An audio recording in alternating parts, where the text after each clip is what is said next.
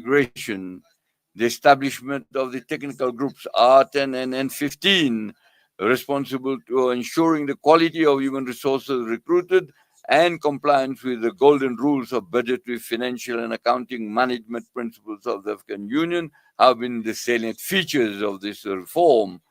And but is without any complacency, we'll have a new institutional map of the Union. I'm here stressing three of these organs: the Pan-African Parliament, the Peace and Security Council, and the Permanent Representatives Committee.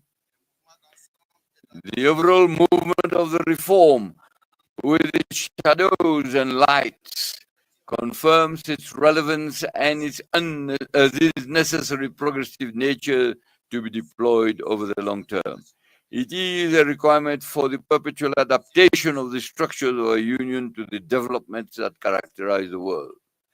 I would like to thank President Paul Kagame and President William Ruto for their remarkable efforts to move this reform forward.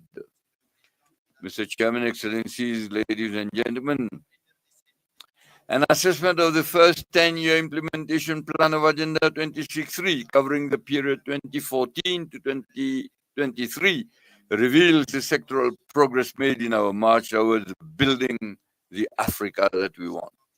It is crucial to learn the real lesson and make the appropriate subsequent adjustments. In the field of health, it is a holistic approach translated on the ground into actions crowned with success. With the outbreak of the COVID-19 pandemic, Africa CDC established itself as the most effective instrument in the fight of all diseases. The worrying issue of health financing continues to be a source of concern for us. Two mechanisms for financing universal health coverage and combating malnutrition on the continent have been designed. Thanks to the African Veterinary Vaccine Center, PANVAC, whose new vaccine production laboratory was inaugurated in February 2024, significant progress has been made in the areas of livestock, animal health, and socio-economic development. The African Medicines Agency, AMA, has begun setting up its headquarters in Kigali and its activities on the launching pad. The traditional medicine has benefited from the development of two 10-year plans of action, the last one running from 2025 to 2035. The field of education has been driven by the desire to design a new educational system according to the requirements of a world where the major challenge has now become competition around scientific and technological innovation, and now by artificial intelligence. It is in line with this spirit that diverse and complementary strategies have been developed, notably during the Nouakchott conference in 2024, initiated by the current chairman, Mauritania, in cooperation with the African Union Commission and other partners, including UNICEF and UNESCO in particular. The centrality of gender and youth issues have been affirmed. The special envoys for women and youth have established themselves well in the institutional universe of the leadership of the organization. Throughout the 8 years of these two terms, many other crucial areas engaged the attention they deserved due to their importance for the socio-economic development of Africa. Whether it is our vision on mining issues, the comprehensive agriculture program and the blue economy, the development of infrastructure and energy, climate change with adaptation and climate resilience of the continent, regional integration through the implementation of the African Continental Free Trade Area, the effective operationalization of the Peace Fund, which has exceeded the set target of $400 million, the treatment of humanitarian crisis, of which Africa is the epicenter, with the establishment of the African Humanitarian Agency, the strengthening of the visibility of the African Union through our partnership with the United Nations, all have been at the center of our collective endeavor. I would like to seize this opportunity to pay special tribute to a major architect of this partnership. I'm here referring to Antonio Guterres, a great friend of Africa. Thank you, Antonio. The membership of the African Union, the G20, and the BRICS, of which several African countries are members, have crowned this visibility. On all these issues, the specialized structure of the African Union and the member states have carried out in-depth discussions and outlined clear prospects for some and given concrete form to many others. Mr. Chairman, Excellencies, ladies and gentlemen, a few months ago I sent to Your Excellencies a letter relating to some urgent issues at the heart of the future of our Union and its capacity to attain as best as possible our objectives. I'm here thinking first of the Peace and Security Council, which I mentioned earlier on, and its role should be carried out on the basis of texts that govern its function, its operation, from which it draws the strength and legitimacy to design, supervise the pressing issues of our collective security, and impose, if necessary, the required sanctions. It is very regrettable that its decisions are sometimes contrary to our own principles, and when they are not, often remain dead letters.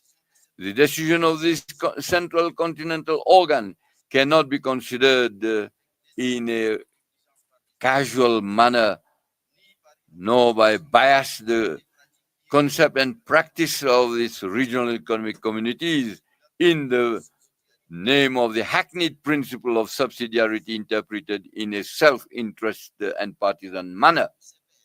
The mentioning of the PSC brings forth the issue of unconstitutional changes of government. In this regard, I mention in the said letter that we have only two options henceforth: either abandon the principles that currently govern this issue or apply them seriously. Notwithstanding the fact that we can revise them, adapt them to the new realities, I think for our own credibility, we should continue to establish these principles like a litany while trampling on them and accepting their flagrant and constant violation. There is nothing that eats more into our credibility than such an attitude, which rather recently led to a real change in the rules and principles and weakened in part of the country. I'm here mentioning the persistent and paralyzing slump of our unbearable in terms of representation in relation to our so-called strategic partnerships. I drew attention, and I draw again attention here, to choose one of the two options that are presented to us and which I presented in clear terms in my letter. I had also mentioned the recurring issue of the financing of our organization, which paradoxically contrasts with the continuing trends of multiplication of organs without any concern for how to finance them. An independent organization and guardian of our freedom and sovereignty cannot be built with the finances and resources by others. I had also raised the depriving reduction of the initiatives of the Chairperson of the African Union Commission and called for its harmonization with the legal and customary obligations that are now imposed on him. In short, the sense of my correspondence is very simple and maybe brutal. It is the question of placing our organization worthily or not before a terrible combination of factors of complexity. These are all the problems that you are facing today that I wanted to raise very modestly in my letter. Are we finally going to open our eyes to the fate of our organization, or are we continue to let it lament and moan? Excellency Mr. Chairman, Excellencies, ladies and gentlemen, it is a commonplace truth today to affirm that the concepts and legal instruments serving as a framework of analyzing the dynamics of contemporary international politics are outdated. They have lost their both structuring and explanatory virtue of current global phenomena. Such an observation explains why the debates today focus on the modalities for the advent of a new global economic and political governance. Africa cannot remain silent and inactivity. It must imperatively throw itself into the battle to carve out its own place in the configuration currently being designed. It is not easy. It will require ingenuity, creativity, method, and courage. More generally, this will require real redemption for an awakening of the consciousness and conscience of the soul of Pan Africanism, that of our awareness of our Africanity, that of the pride of our Africanity, that of the commitment to our Africanity, that of the rejection of our depersonalization and our nihilistic servility of our identity and our being.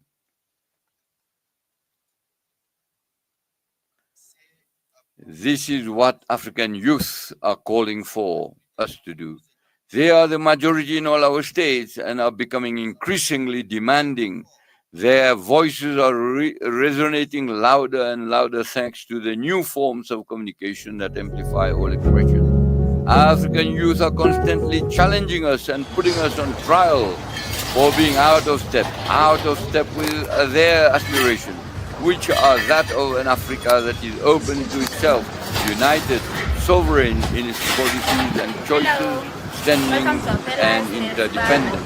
This solidarity has always been our lifeline in the fight against colonialism and apartheid and completion of our independence.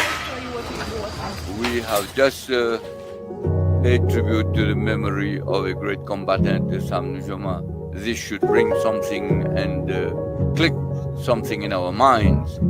Our solidarity should galvanize our consciences, our wills, and our intelligence to lead us to a more promising common destiny. There are no other new path for our future than to listen and to give substance to the aspirations of our youth, our fellow citizens, and our diaspora. Mr. Chairman, Excellencies, ladies and gentlemen, I am leaving my office definitively in a few days. I confess that I feel overwhelmed by a sweet feeling of freedom that allows me to say a few words from the bottom of my heart.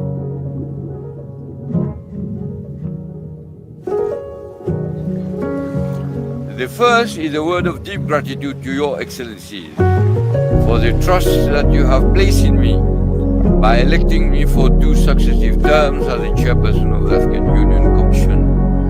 You must rest assured that I have measured and I continue to measure all the dimensions of this trust and the heavy weight of subsequent gratitude and acknowledgement.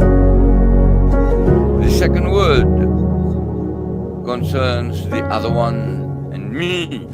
In the other one, I'm thinking of our partners, especially those who have offered a sincere friendship and mutually beneficial cooperation. I want to thank them all and express our gratitude. I am also thinking of you present here, those who have left us also for different reasons. You have realized good and great things, and above all, as far as possible, respected a certain ethic and a line of conduct that we have believed to be consistent with our principles. Please accept my full gratitude. The members of the African Union Commission are the men and women that have worked very often in the shadows with diligence, dedication, discipline, and talent. I would like to pay tribute to them, the tribute that they deserve. The third word relates to my own limitations. I wanted so much to do quickly and better during the 2 terms that you entrusted to me. I know that I have not done everything. Perhaps I underestimated the burden of the task and the weight of the constraints. I know that I may have made mistakes. I should not say perhaps, but I should say certainly I've made mistakes. Maybe here and there I have weakened and made mistakes and missed opportunities to do better. I would like to apologize and ask forgiveness. If my shortcomings have caused any individual or collective harm,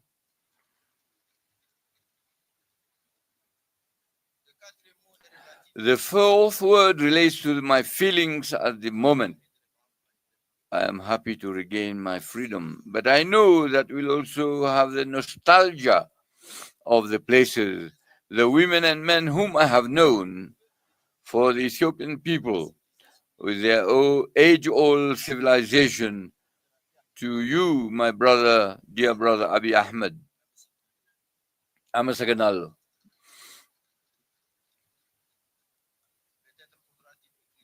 Maybe we'll have time to write the history of all this tangle of feelings and sensations.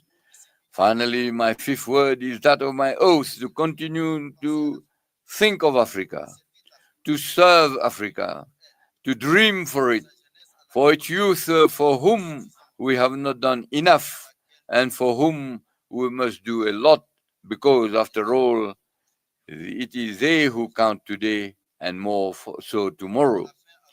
A final word to you, Mr. President, Chairperson, and Mr. President, dear brother Sheikh Al Ghazwani, to tell you how much I appreciated your close relation throughout your mandate. You have been a master of wisdom, civic mindedness, and loftiness, inspiring in all respects.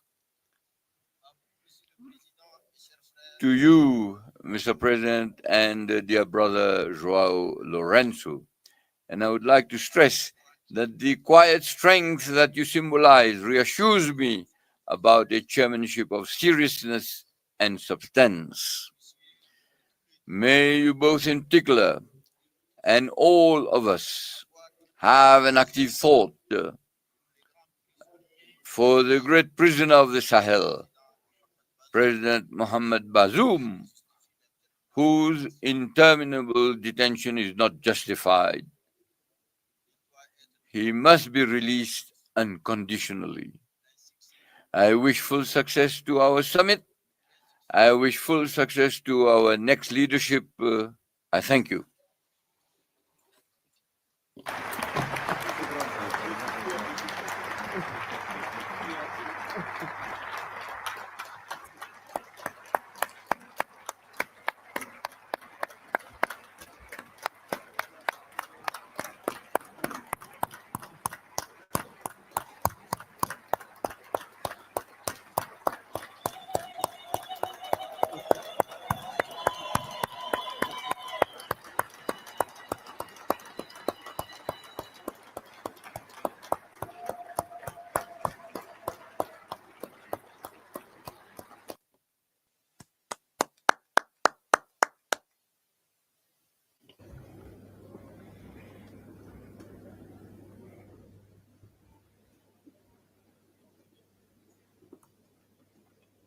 Thank you, Your Excellency. Thank you for your statement.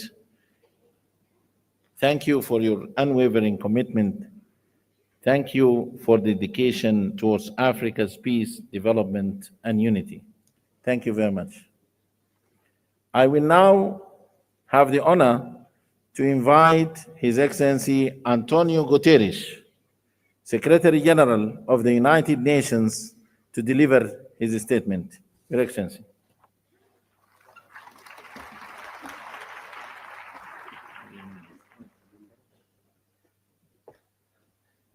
Monsieur le Président de l'Union africaine,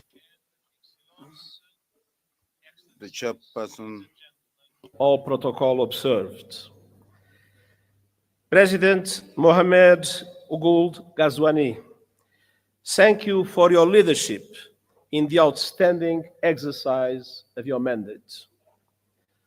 Presidente João Lourenço, President John Lorenzo, I commend you and I look forward for the opportunity to work with you as a new chair of the Union.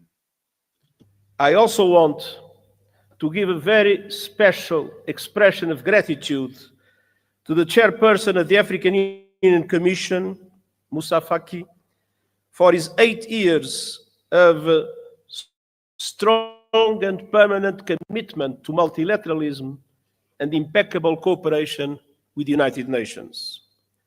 Cher Moussa,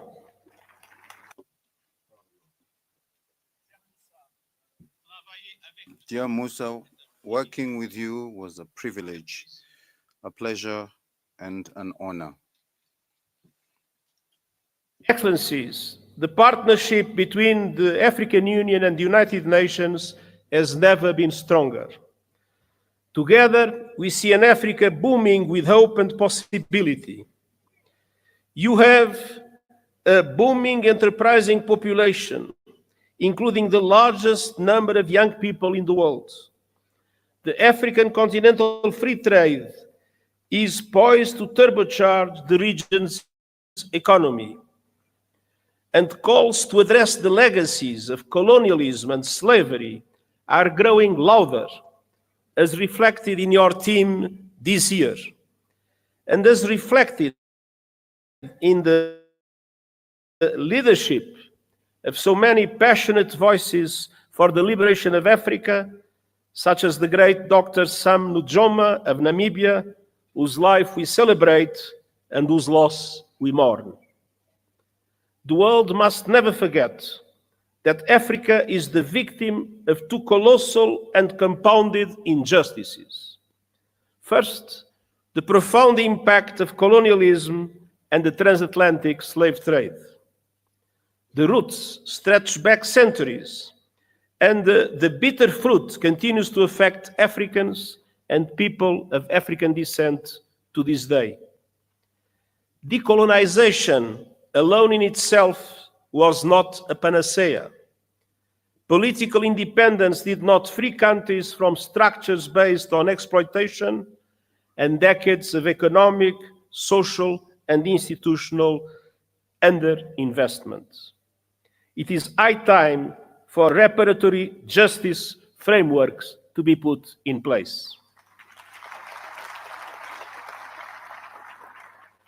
Second, Africa was under colonial domination when today's multilateral system was created, and that injustice endures. Look no further than the United Nations Security Council. There is no excuse that Africa still lacks permanent representation in the 21st century. I will keep working with the African Union and all member states to ensure the representation Africa needs and the justice you deserve, including with 2 permanent members of the Security Council. And we will keep pressing together for an international financial architecture that is no longer outdated, dysfunctional, and unfair. Correcting age-old injustices is essential to address here and now challenges. And the good news is that we have many of the solutions we need. Last year, you helped drive that effort at the United Nations with the Pact for the Future. And I thank Africa for its support that was vital to approve the Pact. Our task now is to make those commitments a reality. South Africa's G20 chairmanship could not come at a better time. Let me point to 4 areas for action. First, we must push for peace, security, and alleviating appalling levels of human suffering. Sudan is being torn apart before our eyes and is now home to the world's largest displacement crisis and famine. As we near the holy months of Ramadan, it is time for an immediate cessation of hostilities. And the international community must come together to stop the flow of weapons and the bankrolling of bloodshed. In the Democratic Republic of the Congolese people have been suffering yet again from a brutal cycle of violence. And the fighting that is raging in South Kivu as a result of the continuation of the M23 offensive threatens to push the entire region over the precipice. Regional escalation must be avoided at all costs. There is no military solution. The deadlock must end, the dialogue must begin, and the sovereignty and territorial integrity of the DRC must be respected. The conclusions of the recent joint EAC-SADC summit offer a way forward, with a renewed call for an immediate ceasefire and new momentum for regional efforts based on the Luanda and Nairobi processes. Now is the time for swift implementation. And you can count on the continued support of the United Nations, including MONUSCO. In the Sahel, the clear and present threat of terrorism is undermining peace, security, and sustainable development. And in Somalia, we are urging predictable funding for the African Union support and stabilization mission, and I hope that our voice will be heard by the Security Council. And as we gather here in Africa, I know all our minds are also very much on Gaza. A resumption of hostilities must be avoided at all costs. The Palestinian people have suffered too much. I welcome efforts by the parties to abide by the ceasefire agreement and urge action for a permanent ceasefire and the release of all hostages. Peace is possible in the Middle East, and that starts with tangible, irreversible, and permanent progress towards the two-state solution, Israel and Palestine, living side by side in peace and security. Excellencies, on all fronts, we stand shoulder to shoulder with the African Union to advance security, stability, human rights, and rule of law. Excellencies, second, we must keep working together to deliver the AU 2063 agenda and the 2030 agenda for sustainable development and drive action on finance. African countries pay up to 8 times more to borrow than developed countries, and 20 are in or at risk of debt distress. The Pact for the Future supports an international financial architecture reform to reflect today's economy, ensuring fair representation and urging effective action on debt relief. And I will stand with Africa as a matter of justice and to right the historic wrongs. Excellencies, third, the climate crisis. Climate disasters are tearing across Africa, destroying lives, upending livelihoods, devastating economies, and inflaming conflict. At the same time, the renewables revolution is unstoppable, and Africa is poised to become a global clean energy powerhouse. Yet, today, Africa receives just 2% of global renewables investments. Realizing Africa's potential requires access to affordable finance, including by implementing the COP29 finance decisions fully and on time, and supporting development of roadmaps to realize $1.3 trillion US. Excellent. Africa has contributed little to the climate crisis, yet is paying the price with record droughts, floods, and heat. Climate justice requires a massive investment in adaptation, with the international community bearing an enormous responsibility. Developed countries must double adaptation finance, and countries must significantly boost the loss and damage funds. Allow me a note. When the Loss and Damage Fund was created, the pledging conference that took place has allowed for an amount that is equivalent at the highest contract for a basketball player in the United States. It is absolutely necessary to make the Loss and Damage Fund an effective instrument to support developing countries in adaptation. And we also need justice when it comes to your abundant critical minerals. Too often, your countries are plundered bound to the bottom of value chains as others grow rich on your resources. The work of the United Nations Panel on Critical Energy Transition Minerals is designed to help embed justice, sustainability, and human rights across the value chain. Africa's minerals must benefit Africa's people. Excellences, Excellencies, finally, we need to act on the new technologies, including artificial intelligence.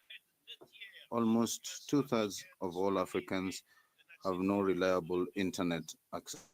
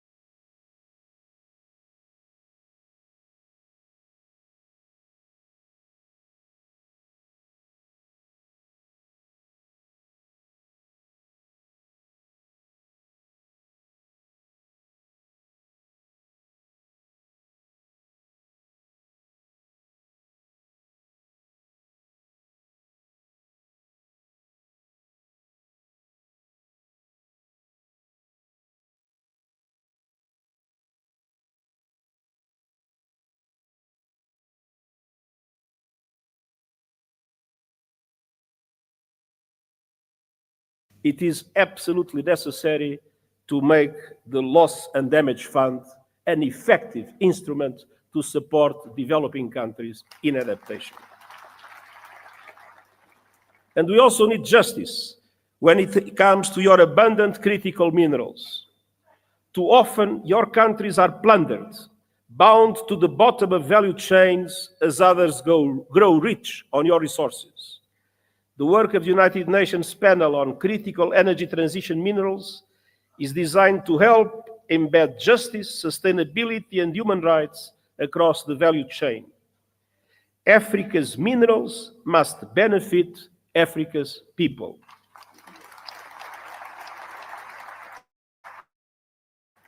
Excellent.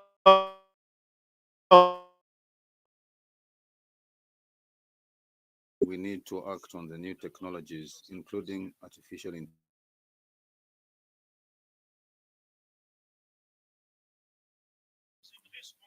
We have a historic responsibility to ensure AI benefits humanity, not just a privilege.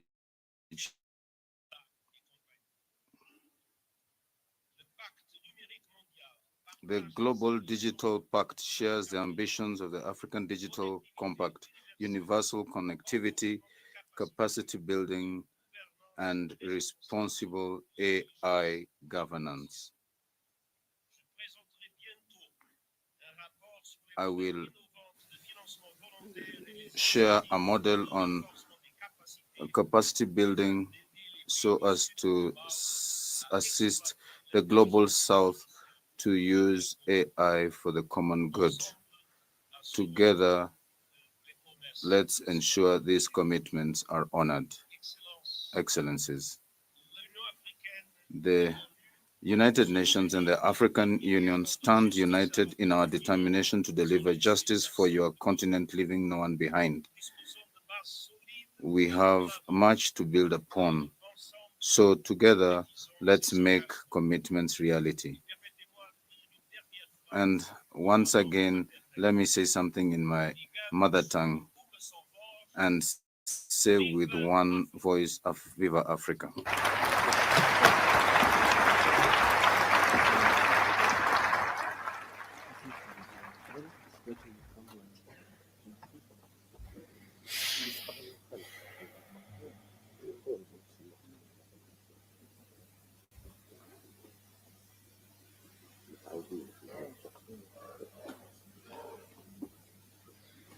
Thank you, Your Excellency, for your statement. We highly appreciate your leadership in strengthening the African Union United Nations partnership. Thank you. السيدات والسادة, Ladies and gentlemen, Excellencies, I'm very happy and honored to welcome today His تفضلوا مشكورين بإلقاء كلمتكم. of the State of Palestine. You have the floor, Excellency.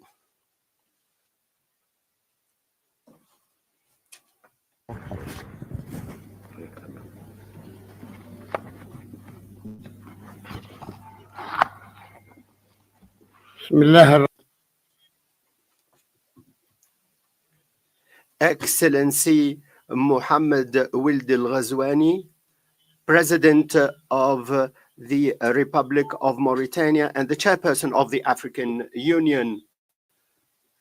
Excellency Prime Minister of Ethiopia, Mr. Abiy Ahmed. Excellency Musa Faki, Chairperson of the African Union Commission. Excellency Mr. Antonio Guterres, Secretary General of the United Nations. Excellencies, ladies and gentlemen, good morning to all of you. At the outset, I wish to extend our congratulations to Excellency President João Lourenço, President of the Republic of Angola, for becoming the chairperson of the African Union for the year 2025. We wish him full success. We extend our thanks to His Excellency President Mohammed Wild Al Ghazwani for his chairmanship of the previous session of the African Union. I'm very happy to meet the Palestinian people, who have a great deal of esteem to the people and the leaders of African states. We are proud of our friendship with them. They have always provided to us a faithful support to our just struggle for freedom and independence. Heads of state and delegation, at the time when we are working with countries in the world and international organizations to consolidate the ceasefire and provide more humanitarian assistance.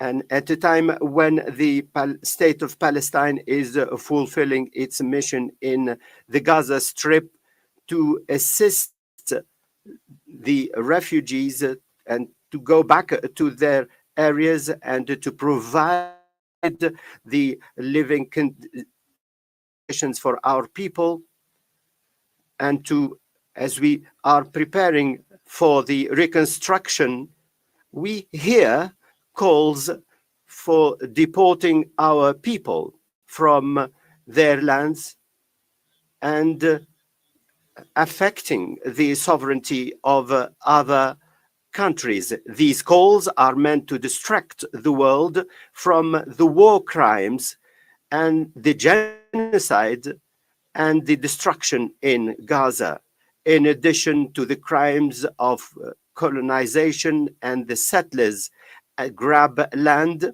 and annexation, in addition to attacks against holy shrines in the occupied territories and Jerusalem.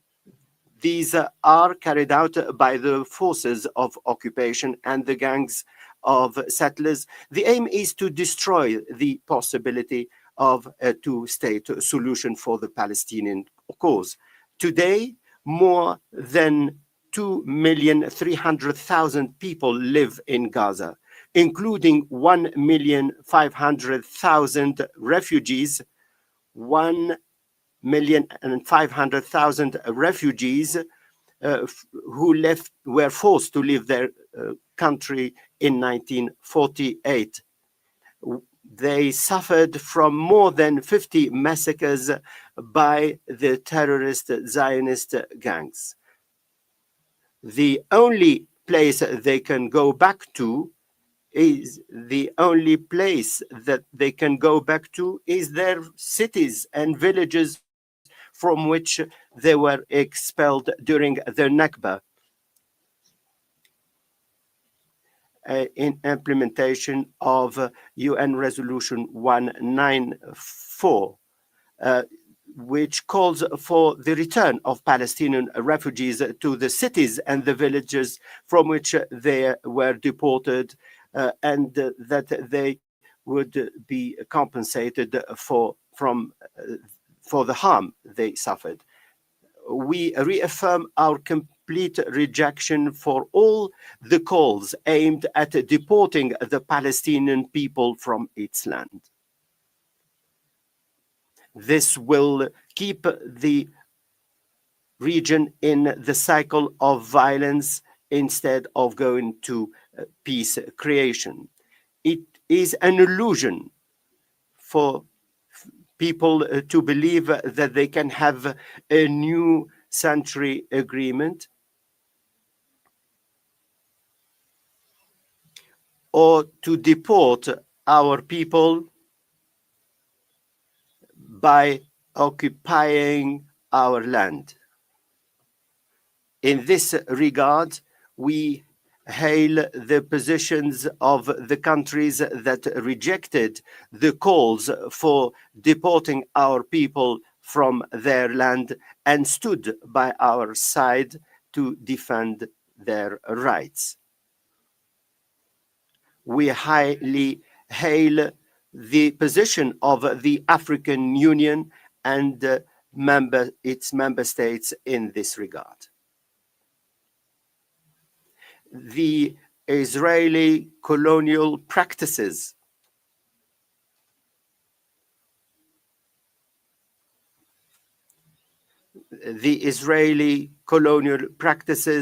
mean that we need to have an urgent action by the international community and the Security Council before the forces of radicalism disseminate to kill the two-state solution. Heads of state and delegation, the Palestinian cause is the cause of the people seeking freedom and independence. Our commitment to international legality and the side agreements, including the implementation of the vision based on a two-state solution, mean that we need to end the Israeli occupation that occupies with military power the land of the state of Palestine and its Al-Quds, the eastern part of Al-Quds. There is the UN Resolution 338, also UN Resolution 242, and the Arab Peace Initiative, whose aim is to enable the people of the region to live in peace and security. All of this in implementation of the consultative opinion of the International Court of Justice, which has stipulated the illegality of occupation and that it should be ended in 12 months. This was decided by the International Court of Justice. There's also the decision by the UN General Assembly and the call for a conference that will take place in Geneva next month. I call upon the AU member states on this occasion to participate in this important conference. Heads of government and delegation, the achievement of peace and security requires from all of us to effectively participate in the global alliance to implement the two-state solution and to support the international conference for peace that will take place in the United Nations by the middle of next June under the dual chairmanship of the Kingdom of Saudi Arabia and France. This will be an opportunity to mobilize international resources for the international recognition of the State of Palestine and to obtain our full membership in the United Nations. We have not been able to achieve this because of the vetoes of the United States. Our aim is to implement the two-state solution based on international legality. The holding of the AU summit and the theme of justice through compensation reflects your authentic commitment to justice as a universal human value. It is a commitment whose echoes are seen in your continuous support to the Palestinian people who are still suffering from the last form of colonization in the world. We are the only ones living under colonization.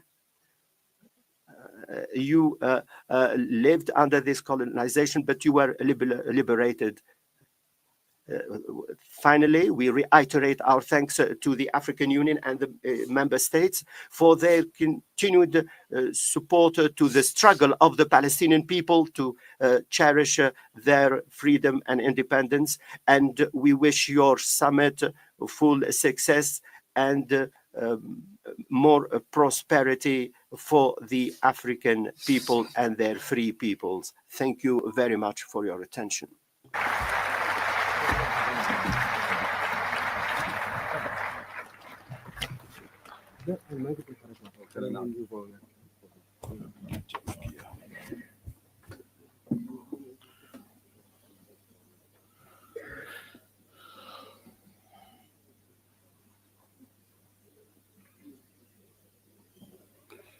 شكرا.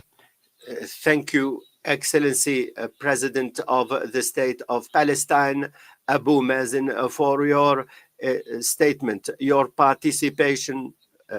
Mr. President confirms the continued support of the African Union to the Palestinian cause, support in full support. We invite His Excellency Muhammad Sheikh Al-Ghazwani, President of the Islamic Republic of Mauritania and Chairperson of the African Union, to deliver his opening remarks. Excellency.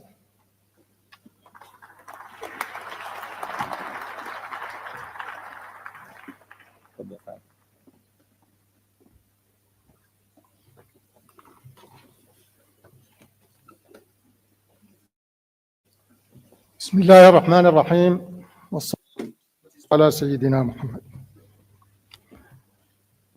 أصحاب الفخامة.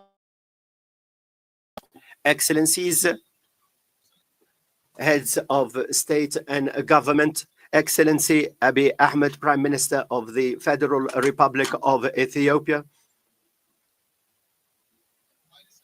Excellency Musa Faki Mohammed, Chairperson of the African Union Commission, Excellency Antonio Guterres, Secretary General of the United Nations, Excellency Mahmoud Abbas, President of the State of Palestine, Mrs. Mia Mutli, heads of government and delegation, excellencies, ministers, excellencies, ambassadors, dear guests. At the outset, I wish to extend my thanks to the government and the people of Ethiopia for the efforts made to hold this summit. We thank them for the support and the hospitality accorded to us in this beautiful city of Addis Ababa, which saw the establishment of our organization as inspired by the founding fathers, to have an Africa that is peaceful and united. I'm very happy to reiterate my thanks to my brothers, the presidents of the member states of the African Union, for the honor bestowed in me for chairing this organization throughout my mandate.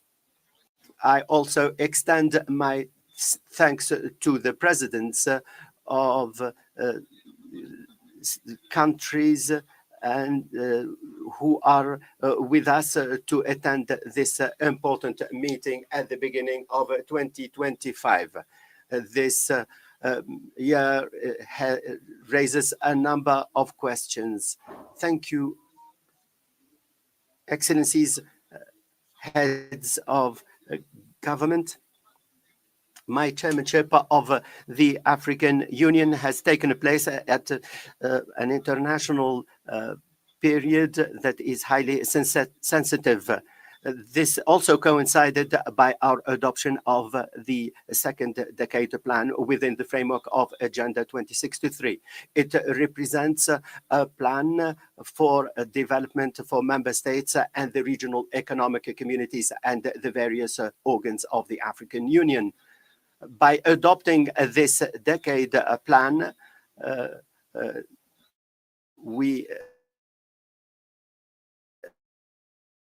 aspirations of our peoples to have the Africa that we all want, in spite of the obstacles and in spite of all the challenges.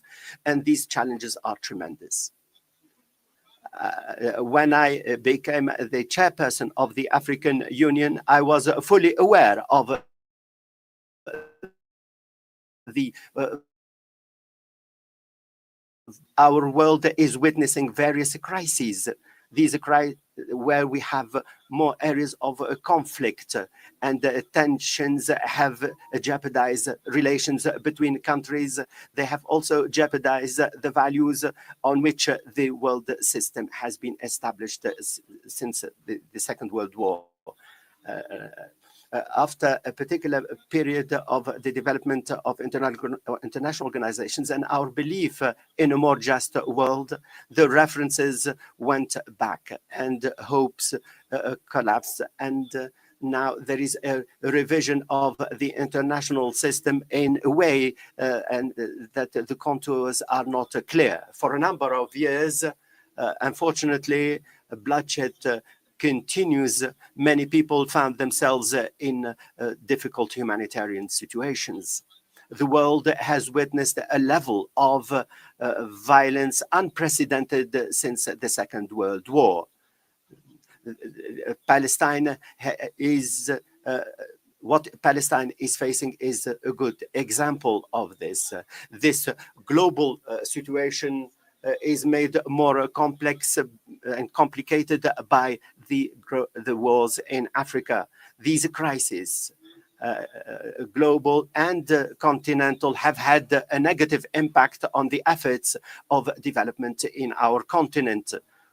where there are tremendous challenges such as poverty, unemployment, and the weakness of health systems and the weak economic structures, in addition to the impact of climate change, the dissemination of terrorism. All of this is having an impact on peace and security. It is destroying the social fabric of our communities. In my previous speech, I committed myself to work on these challenges, and I worked during my term on respecting the rules and regulations of the African Union. All of this in full harmony with the AU Commission and the regional economic communities and the regional organs. Our aim was to consolidate the efforts of peace and to reach peace on the basis of dialogue by supporting the valuable efforts made by Excellency Ngasso, President Ngasso, at the head of the African High-Level Committee on Libya. I also continued work with President Paul Kagame and President Tshisekedi to deal with the situation in Eastern DRC. In 2024, Mauritania hosted the third meeting to consolidate the peace initiative in Sudan.